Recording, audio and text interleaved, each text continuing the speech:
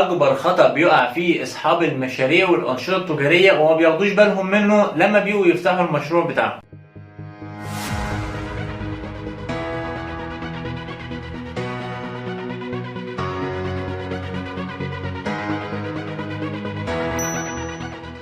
السلام عليكم ورحمة الله وبركاته، ازيكم عاملين ايه؟ اتمنى تكونوا بخير ان شاء الله. هنتكلم النهارده عن ايه هي اكبر مشكلة بتواجه الناس اصحاب المشاريع والانشطة التجارية اول ما بييجوا يفتحوا المشروع بتاعهم وبيقعوا في الخطأ ده. كلهم بيكون اهتماماتهم الكلية على رأس المال اللي هو بيستخدموه في شراء المعدات، شراء الآلات، المباني، الخامات، التجهيزات، التشطيبات، المقر، الموردين، النقل. كل ده بيهتموا بيه اهتمام كبير أول ما بيجوا يكلفوا في المشروع. لكن تعالى بقى على أهم الحاجات اللي هم المفروض أصلا يهتموا بيها ويخصصوا لها ميزانية زي ما بيخصصوا في بقية البنود، وهم للأسف بيتجاهلوا النقطة دي أو ما بيدوش اهتمام زي بقية الاهتمامات التانية، وهي الإدارة والتسويق والدعاية.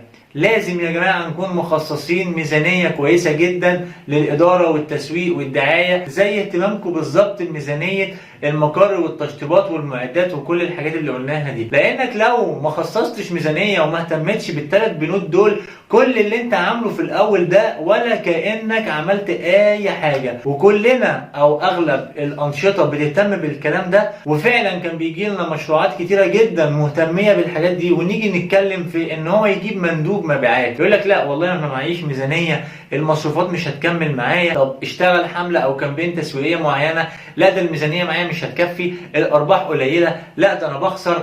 وتبص تلاقيه عامل مشروع ومكلفه تكاليف كبيره، ويجي على مصروفات 5 6000 10000 هيصرفهم في الشهر، تبص تلاقيه ما معيش سيوله. طب انت ما معكش سيوله ليه؟ لانك مش عامل حسابك اصلا على حاجه زي كده من البدايه. طب انت بتخسر دلوقتي ليه؟ بتخسر دلوقتي او مش محقق النتائج او التارجت بتاعك بسبب برضو حاجه زي كده. مفترض ان احنا الاداره والتسويق والدعايه اهم البنود اللي انا افكر فيها قبل ما افتح مشروعي الخاص. الدراسه التسويقيه اللي بنفكر فيها او بنبدا بيها من قبل اصلا ما نفكر نفتح مشروع. يعني اول ما بتجيلنا الفكره بندخل على طول مباشر على الدراسه التسويقيه. خلصنا الدراسه التسويقيه بنبدا نشوف الموارد البشريه اللي هتشتغل معانا في المشروع، لان اهم عامل في المشروع هو المورد البشري. بعد المورد البشري بنبدا نشتغل في كل التفاصيل التانية الخاصه بالمشروع. انا عارف ان في ناس كتيره شغاله من غير اداره وتسويق ودعايه او بنسبه بسيطه جدا فيها وبتحقق ارباح معقوله او كويسه. فتخيلوا بقى لو انتوا اشتغلتوا على الاداره والتسويق والدعايه واهتمتوا بيها